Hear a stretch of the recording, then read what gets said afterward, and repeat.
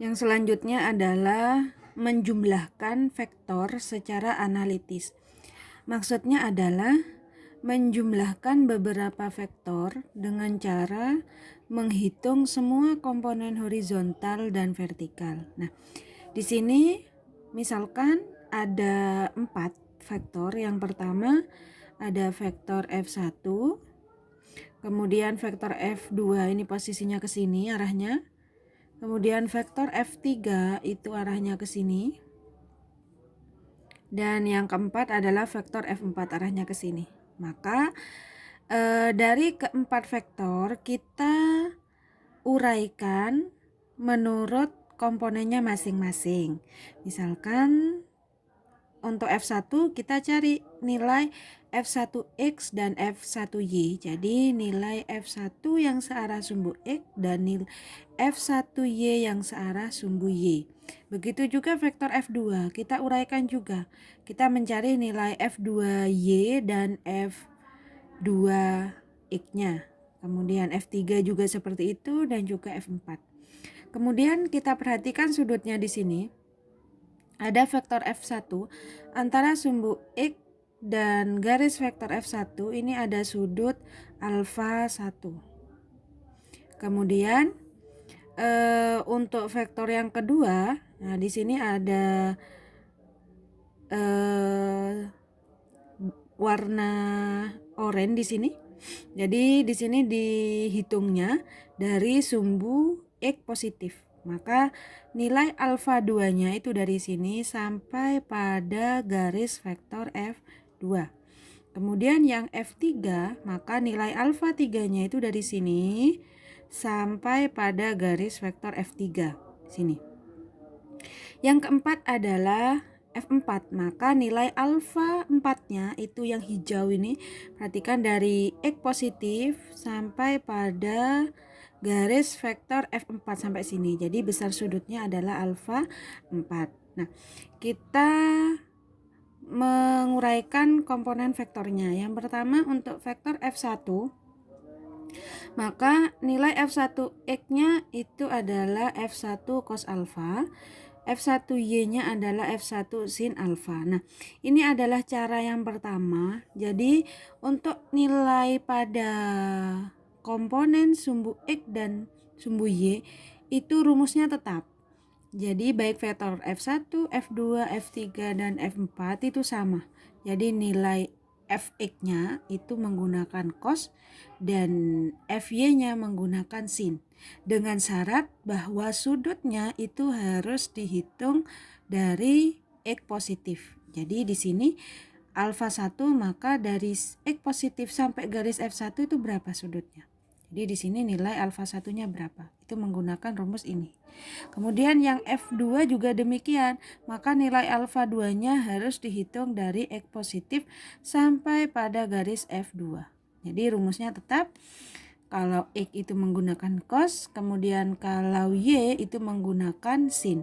Nah, jadi kita cari satu-satu komponen vektor X dan Y-nya dari keempat vektor ini dengan rumus yang sama.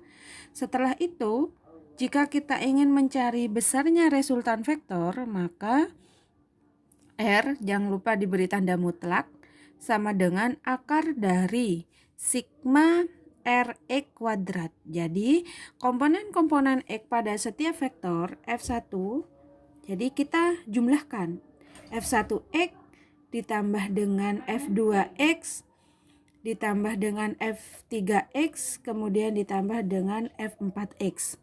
Itu berapa jumlahnya? Kemudian hasilnya dikuadratkan. Ditambah dengan sigma RY. Jadi semua komponen Y dari 4 vektor kita jumlahkan. Dari sini F1Y berapa hasilnya? F2Y, kemudian F3Y dan F4Y dijumlah, hasilnya dikuadratkan. Setelah itu baru kita hitung hasilnya berapa. Itu jika kita ingin mencari berapa besarnya resultan vektor. Nah, itu cara yang pertama. Kemudian ada cara yang kedua. Ini sama gambarnya seperti di atas. Jadi F1 arahnya ke sana, F2, F3, dan yang ini 4. Nah, kalau misalkan cara yang kedua, itu alfanya tidak harus kita hitung dari X positif. Hati-hati menggunakan cara yang kedua, kita harus memperhatikan arah vektornya. Contohnya, misalkan saya ambilkan yang F1. Nah, kita uraikan terhadap komponen sumbu X dan sumbu Y. Jadi F1 arahnya ke sana, maka alfa 1 dari sini X positif sampai sini, alfa 1. Maka dari itu kita uraikan terhadap sumbu X dan sumbu Y. Maka F1X arahnya ke sana, F1Y arahnya ke sana, maka kan resultannya dari sini sampai sini. Cara memberi tanda panah ini sama seperti materi yang sebelumnya, bagaimana cara menjumlahkan vektor secara poligon. Jadi perhatikan arah vektornya. Jadi F1X itu arahnya ke sana, F1Y arahnya ke sana. Nah, kita cari F1X. Jadi jika kita mencari sisi samping dari sudut ini, kita menggunakan cos. Kalau mau mencari sisi depannya, sisi depannya di sini kan F1Y, maka kita menggunakan sin. Kemudian yang kedua di sini, kalau tadi alfa satunya dari X positif, sekarang alfa satunya ini diukur dari Y positif. Jadi dari sini ke sini. Itu tidak apa-apa. Jadi sama saja. Maka kita uraikan terhadap sumbu X dan sumbu Y. Maka kalau dari sini nilai F1Y-nya itu yang arahnya ke sana, F1X-nya arahnya ke sana. Jadi tanda panahnya gitu. Ini ke arah positif, ini ke arah positif. Maka nilai F1X dan F1Y tidak sama dengan ini karena posisinya berbeda. Jadi F1X di sini. Jika kita ingin mencari sisi depan sudut, maka kita menggunakan sin. Jika kita ingin mencari sisi samping dari sudut ini, cara cepatnya nih ya, kita menggunakan cos. Jadi kalau kita perhatikan di sini beda. Jadi F1X di sini menggunakan cos, yang di sini menggunakan sin. Karena posisi alfanya itu berbeda. Nah, kita jabarkan, kita uraikan terhadap sumbu X dan sumbu Y. Jadi hati-hati di sini. Kalau yang cara pertama itu semua sama. Jika X menggunakan cos, jika mencari komponen Y itu menggunakan sin, dengan syarat alfanya harus dihitung dari X positif. Jadi seperti dari X positif. Kalau yang ini itu bebas, mau seperti ini ataukah seperti ini. Kuncinya adalah kita harus memperhatikan arah vektornya ketika kita menguraikan terhadap sumbu X dan sumbu Y. Jadi plus minusnya harus hati-hati. Nah, kemudian yang kedua di sini vektor F2. Nah, ini ya. Saya jabarkan seperti yang vektor F1. Jadi begini. Yang pertama alfa 2-nya ini diukur dari Y positif. Jadi arahnya ke sana alfa 2. Kalau yang sini alfa 2-nya yang sini. Jadi yang sini dari X negatif sini besarnya. Nah, caranya sama. Kita jabarkan terhadap sumbu X dan sumbu Y, diuraikan. Maka yang ke arah atas ini nilai F2, maaf ini bukan F1, F2Y.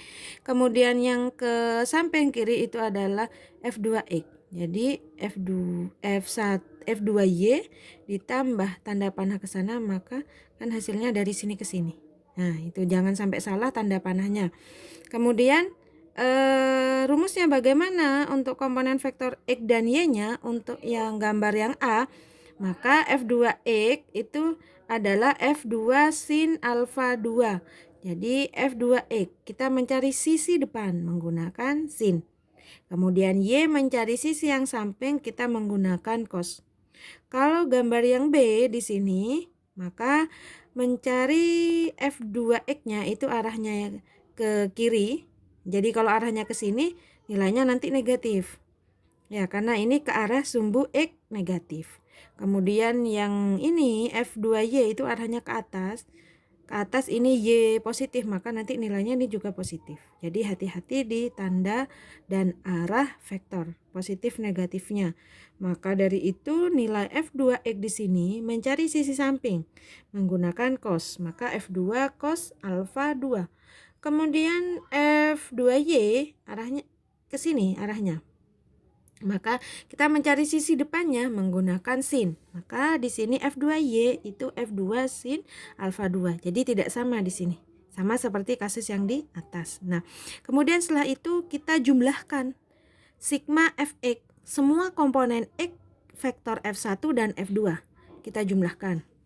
F1X ditambah F2X namanya resultan sigma, kita jumlahkan, rumus awalnya kan ditambah, kemudian sama dengan F1X. Nah, F1X nya kan nilainya positif, kemudian yang vektor kedua yang gambar A itu kan arahnya ke kiri, maka negatif, jadi di sini min F2X. Jadi seperti itu ketika menjumlahkan semua komponen X-nya. Kemudian yang Y juga demikian. Sigma FY-nya. Maka F1Y ditambah dengan F2Y. Maka F1Y ini untuk yang gambar A ya, gambar A. Kita fokus di gambar A vektor F1 dan gambar A vektor F2. Jadi F1Y-nya itu positif karena ini arahnya ke atas. Kemudian F2Y-nya juga ke atas, sama-sama positif, berarti plus. Kemudian untuk gambar yang B, B vektor F1 dan B vektor F2. Nah, kita jumlahkan komponen X dan X, Y sama Y. Maka sigma Fx untuk gambar B ya, fokus di gambar B. F1X ditambah dengan F2X. F1X positif atau negatif, kita lihat arahnya ke kanan, berarti ke arah X positif, maka ini positif. Kemudian yang kedua F2X untuk gambar yang B itu kan arahnya ke kiri, ke arah sumbu X negatif, maka di sini negatif F2. Begitu juga dengan sigma F Y pada gambar B. Ini F1Y-nya ke atas positif. Kemudian kalau yang sini juga ke atas positif, berarti positif. Jadi seperti itu. Jadi kalau misalkan di sini awalnya ada 4, cuman saya menjumlahkan hanya F1 dan F2 saja. Untuk yang selanjutnya bisa dicoba sendiri. Jika dijumlahkan semua, maka kalian harus mencari satu-satu, uraikan satu-satu, cari nilai F1X-nya masing-masing vektor F1, F2, F3, F4, baru kita jumlahkan. Kalau misalkan dicari nilai besarnya sama seperti tadi, jadi komponen X semuanya dijumlah, ditambah dengan semua komponen Y juga dijumlah, dikuadratkan, hasilnya nanti di akar itu berapa. Nah, seperti ini cara menjumlahkan vektor secara analitis. Jadi ada 2 cara. Mau menggunakan cara yang di atas dengan syarat alfanya harus dihitung dari X positif, atau menggunakan cara yang kedua seperti ini, harus memperhatikan arah vektor. Jadi hati-hati positif dan negatifnya. Nah, untuk yang selanjutnya saya contohkan langsung pada soal bagaimana cara menjumlahkan vektor secara analitis. Kalian bisa melihat di buku, bagi yang punya buku silahkan dibuka bukunya. Kita lihat di latihan soal nomor 3. Nah, saya jelaskan bagaimana cara menyelesaikan soal nomor 3. Walaupun di sini sudah ada penjelasannya, sudah ada jawabannya, saya akan jelaskan ulang supaya kalian lebih memahami. Kita lihat di buku halaman 29 atau di file yang saya berikan itu ada di halaman ketiga. Jadi untuk soal nomor 3, di sini 3 buah vektor kecepatan F1, F2, dan F3 setitik tangkap. maksudnya dia berada pada satu titik tangkap. Jadi ketiga-tiganya berada pada satu titik tangkap. Seperti pada gambar berikut. Diketahui nilai F1 itu adalah 30 satuan, F2 30 satuan, dan F3 10 satuan. Maka resultan ketiga vektor adalah, maka langkah yang pertama, misalkan kita menggunakan cara yang pertama. Maka di sini kita gambar vektornya. Sini ada vektor F2. Ini ada sudut 30 derajat. Kemudian vektor F1 di sini 30 derajat itu dari sini. Maka jika kita menggunakan cara yang pertama, nilai alfa harus dihitung dari X positif. Yang pertama, untuk vektor F2 kita cari nilai V2X-nya. Jadi kita menggunakan cos V2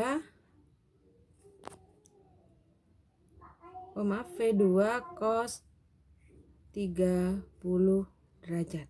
Nah, sama dengan F2 tadi nilainya adalah 30 satuan, 30 dikalikan dengan cos 30. Cos 30 kita menggunakan 5 jari. Nah, jadi cos kita berangkatnya dari kelingking, maka cos 30 itu letaknya ada di sini, maka nilai jari manis itu adalah setengah akar 3. Maka di sini hasilnya adalah 15 akar 3. Yang selanjutnya kita cari nilai pada komponen Y, V2Y. Sama dengan V2 sin 30 derajat. Sama dengan V2-nya itu adalah 30 sin 30. Jadi menggunakan 5 jari, sin 30, 0, 30. Maka sin 30 letaknya di telunjuk. Telunjuk nilainya adalah setengah. Maka kalikan dengan setengah. Hasilnya adalah 15. Nah, kemudian yang kedua, untuk vektor V1, untuk vektor ini kita cari komponennya. Untuk V1X sama dengan rumusnya sama, V1 cos alfa 1 ya.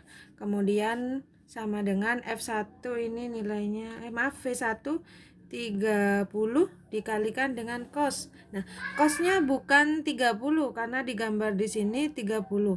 Ingat untuk cara yang pertama, jika rumusnya itu menggunakan ini, setiap komponen X itu menggunakan rumus cos, maka sudutnya harus diukur dari sini sampai sini. Nah, sampai sini. Ini nilainya berapa? Dari sini sampai sini itu 180.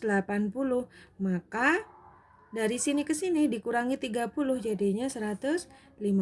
Maka nilai alfanya adalah bukan lagi 30 tapi 150. Sama dengan 30 cos 150. Kita menggunakan cara 150.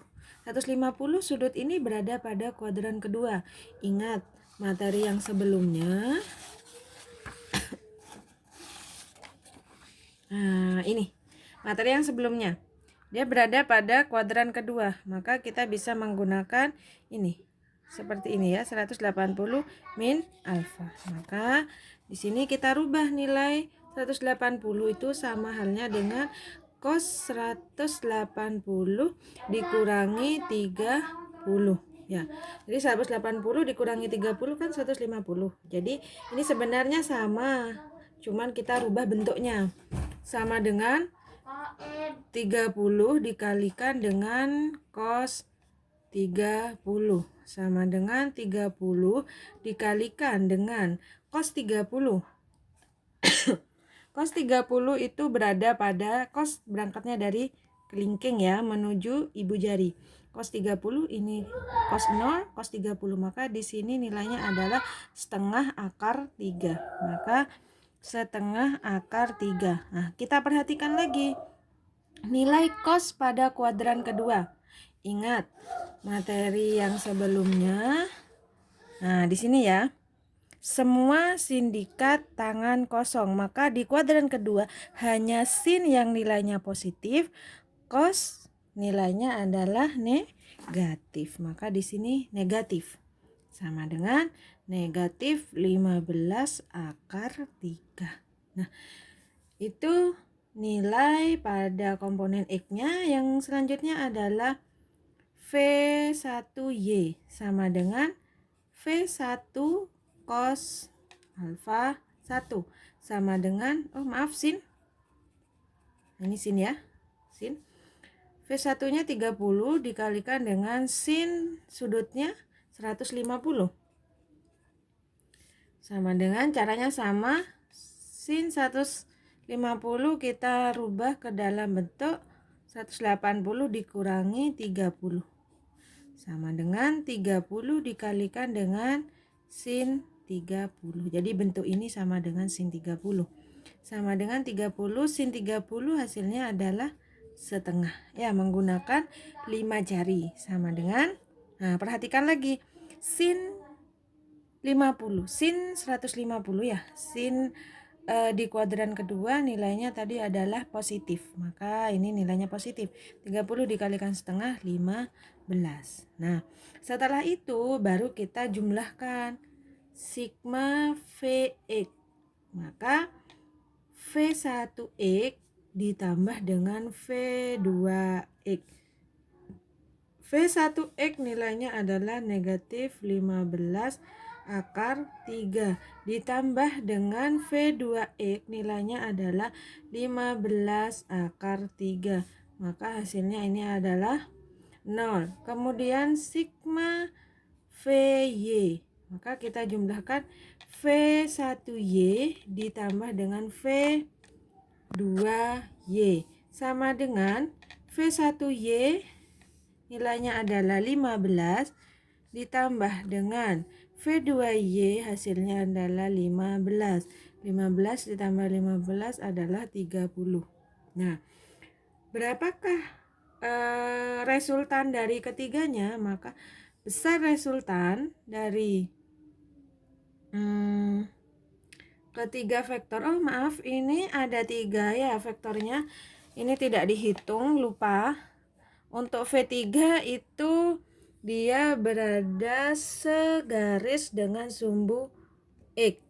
Nah, kita cari dulu, maaf di sini untuk V3-nya. Untuk V3.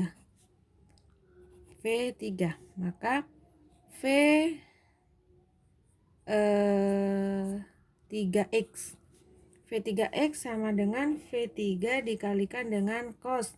Nah, di sini karena sejajar dengan sumbu X, maka dia nilai alfanya adalah 0. Berarti di sini 0 sama dengan V3 ini nilainya adalah 10 satuan, berarti 10 dikalikan dengan cos 0. Cos 0 nilainya adalah 1 ya. Nilai dari cos 0 adalah 1. Cos kan berangkatnya dari sini, kelingking nilainya adalah 1. Maka cos 0 nilainya 1. 10 kalikan 1, 10. Kemudian V3Y sama dengan V3 dikali dengan sin 0. Sama dengan V3-nya 10, sin 0 nilainya adalah 0. 10 kali 0, 0. Nah ini ya. Kita jumlahkan ke sini ya. Kita jumlahkan dengan V3X tambah V3X, di sini hasilnya 10. Maka kita tambahkan 10. Maka di sini hasilnya 10. Dan V3Y di sini 0. Nah, kita tambahkan di sini V3Y ini 0. Nah, hasilnya 30.